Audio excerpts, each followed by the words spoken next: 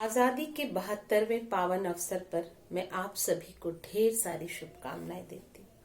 अपने हृदय के उद्गारों को मैं कुछ शब्दों में पिरो के लेके आई हूँ, जो कि भारत माँ के चरणों में मेरी ओर से एक श्रद्धांजलि के रूप में मैं प्रस्तुत कर रही हूँ। गुलामी के काले बादलों के बीच से इंद्रधनुषी छटा बिखेरता आजादी का सूर्य स्वाभिमान के आसमान पर यूं छा गया। सच कहूं, यह सोच कर ही मेरा मन हर्षा गया। केसरिया का जोश मेरे तन पे ऐसा छा गया। शुभ शुभ्र श्वेत रंग मेरे मन को भा गया। सुनकर आजादी का बिगुल हर ओर हरित हरियाली सजी। लो देखो तिरंगे में सजी मेरी भारत माँ लगे कितनी भली। ये वो शब्द रहे होंगे जिन्होंने दायित्व समझकर लोकतंत्र की स्थापना के लिए अपना सर्वस्व न्यौछावर कर दिया, बलिदान कर दिया। किसका? खुशियों का, परिवार का, सुखों का और न जाने कितने चीजों का। पर आज अधिकार मांगने के लिए हम इतने उतावले हो गए हैं कि हमने सोचा ही नहीं और ना ही देखना चाहते हैं कि हमारी भारत माँ की स्थिति अब कैसी हो गई है। वर्तमान परिस्थितियों को देखते हुए एक दिन मैं स्वयं के साथ ही कुछ चिंतन मनन करने बैठी थी। अचानक मेरे सामने कोई उपस्थित हुआ जिसका वर्णन मैं आपके साथ करना चाहती हूँ। हर अंग पर उसके जंजीर जड़ी थी, हर अंग पर उसके जंजीर जड़ी थी। देखा एक कोने में खड़ी वो रो रही थी। हर अंग पर उसके जंजीर जड़ी थी। देखा एक कोने में खड़ी वो रो रही थी। जातीयता की बेड़ी पड़ी थी उसके हाथ में, जातीयता की बेड़ी पड़ी थी उसके हाथ में। क्षेत्रीयता की बेड़ी पड़ी थी उसके पांव में। जातीयता की बेड़ी पड़ी थी उसके हाथ में, क्षेत्रीयता की बेड़ी पड़ी थी उसके पांव में। जकड़ी इन्हीं जंजीरों में वो तड़प उठी थी, जकड़ी इन्हीं जंजीरों में वो तड़प उठी थी। असहनीय दर्द के ही कारण वह बिलख उठी थी। रो इसलिए रही थी कि उसे काट दिया था, रो इसलिए रही थी कि उसे काट दिया था। टुकड़े टुकड़े हिस्सों में उसे बांट दिया था, टुकड़े टुकड़े हिस्से में उसे बांट दिया था। शांति नाम की जो बेटी थी, शांति नाम की जो बेटी थी उसकी चिता सजी थी।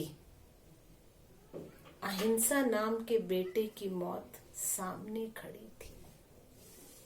शांति नाम की बेटी की चिता सजी थी, अहिंसा नाम के बेटे की मौत सामने खड़ी थी। जानते हो कौन वो अभागन बड़ी थी? वो और कोई नहीं, वो भारत माँ खड़ी थी और अपने जायों की दुर्दशा देख रही थी। वो अपने जायों की दशा देख रही थी और खड़ी हो उनकी दुर्दशा पर आंसू बहा रही थी। लेकिन तभी रोते रोते वो मुस्का उठी थी, तभी रोते रोते वो मुस्का उठी थी, क्योंकि एक वाक, सिर्फ एक वाक पे उसके विश्वास की नींव अड़ी थी, क्योंकि सिर्फ एक वाक्य पर उसके विश्वास की नींव टिकी थी। यदा यदा हि धर्मस्य ग्लानिर्भवति भारतः अभ्युत्थानम् अधर्मस्य तदात्मानं सृजाम्यहम्। इसी एक वाक्य पर उसके विश्वास की नींव खड़ी थी। वो जानती थी ऐसा कोई आएगा जरूर और बंधनों से उसको छुड़ाएगा जरूर। वो हम भी हो सकते हैं, वो आप भी हुजूर। वो हम भी हो सकते हैं, वो आप भी हुजूर, लेकिन हम में से ही किसी को करना है ये काम जरूर। तो आइए आज हम ये कसम खाएंगे, लोकतंत्र की मान मर्यादा शुचिता सम्मान बढ़ाएंगे। तो आइए आज हम ये कसम खाएंगे कि लोकतंत्र की मान मर्यादा शुचिता सम्मान बढ़ाएंगे, अपने अपने फर्ज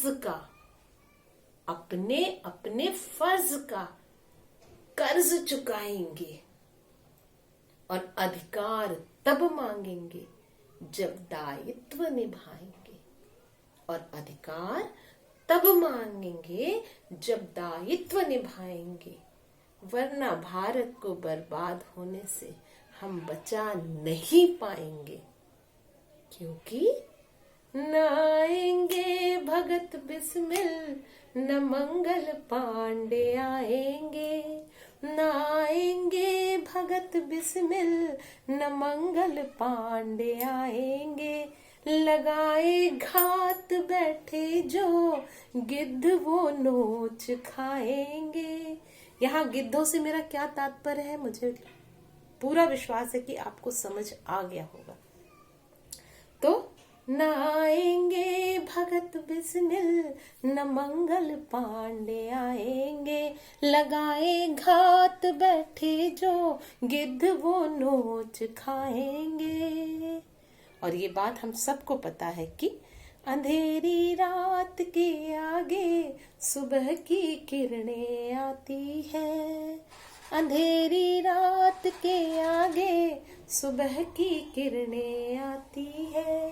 तो संभल जाओ वतन वालों, अभी भी वक्त है काफी। संभल जाओ वतन वालों, अभी भी वक्त है काफी। संभल जाओ वतन वालों, अभी भी वक्त है काफी। जय हिंद।